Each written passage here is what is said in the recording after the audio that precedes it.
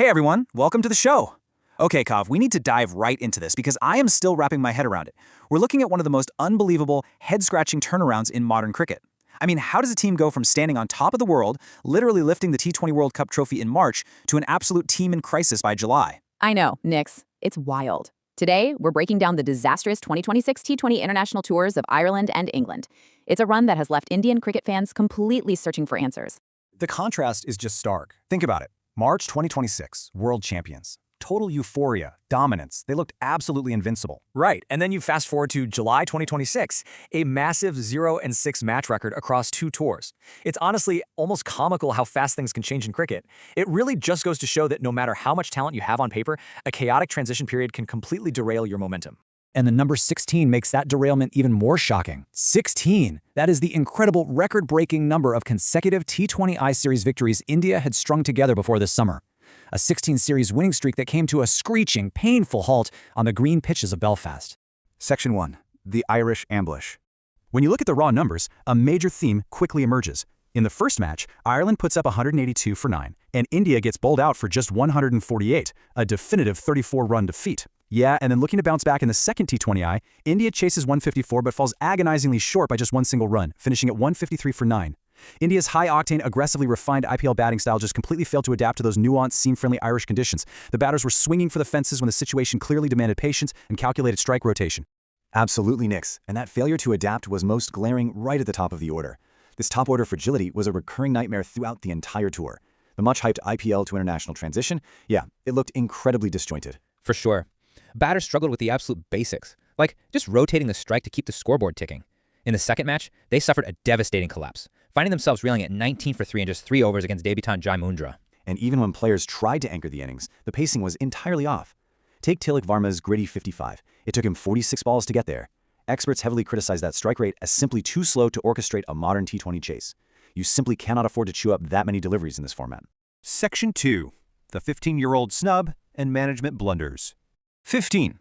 That is the age of Vaibhav Suryavanshi, the sensational, record-breaking young talent who was inexplicably benched during the entire Ireland tour. So, the crucial point is this. Despite coming off a blistering, historic IPL season and literally smashing an 11-ball 50 against Sri Lanka A, Gautam Gambhir and the management decided to keep this 15-year-old prodigy on the bench in the name of continuity. They backed the established duo of Abhishek Sharma and Sanju Samson instead. The result? Severe outrage. Former players like Michael Vaughan openly criticized the management's glaring lack of vision. When you have a generational talent ready to fire, holding him back in a transition series is a choice that really demands answers. Section 3. The English Whitewash.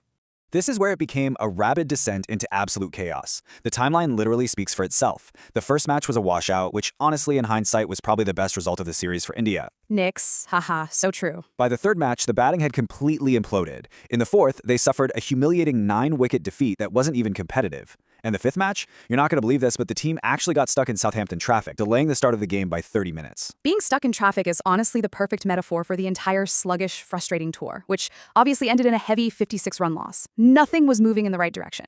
To really understand the sheer magnitude of this collapse, consider these historical records.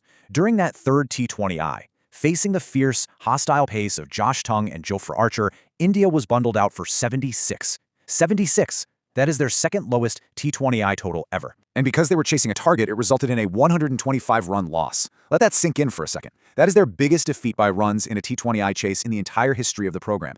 It was a complete and total dismantling, and it matters because it reveals a massive breakdown in technique against high-quality pace bowling. Section 4. A broken bowling blueprint.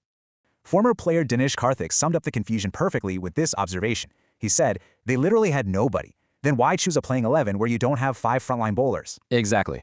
The management decided to rely heavily on batting all-rounders rather than picking 5 dedicated specialist bowlers. It was a massive gamble. And as DK rightly points out, when those part-timers got hit, there was absolutely no fallback option. The captain was left completely exposed in the field with literally nowhere to turn.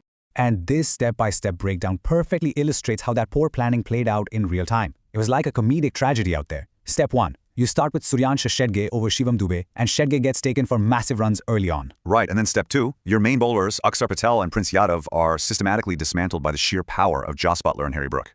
Which leads us to step 3, complete panic. You literally have no one left to bowl the death overs. So a completely cold Shivam Dube is forced to come in and bowl the crucial 19th over straight. The result? He is smashed to all corners for 22 runs. When you fail to plan your bowling rotations, the modern T20 game will punish you mercilessly.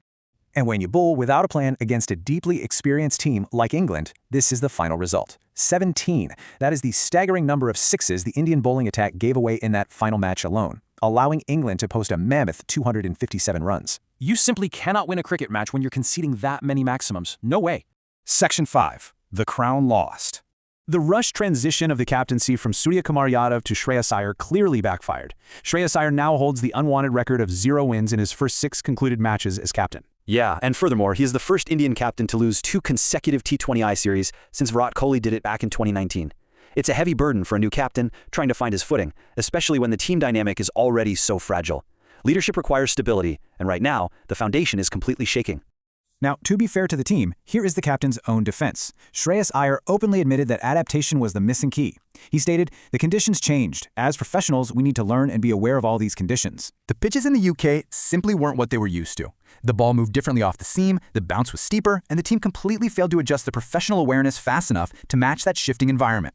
But look, explanations don't change the standings, and the final brutal consequence of this disastrous UK tour is clear. After holding the #1 T20I ranking for 4 incredible years, India has been officially dethroned. Yep, England's ruthless 4-0 sweep vaulted them to the very top spot in world cricket, leaving India to look up from below. A 4-year dynasty, practically erased in a matter of weeks.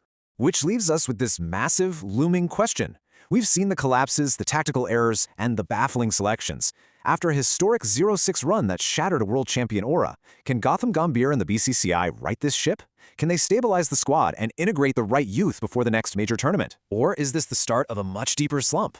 Looking back at the brutal data we've broken down today, let us know in the comments what you think the very first fix should be. Thanks for tuning into this breakdown, guys, and keep questioning the game.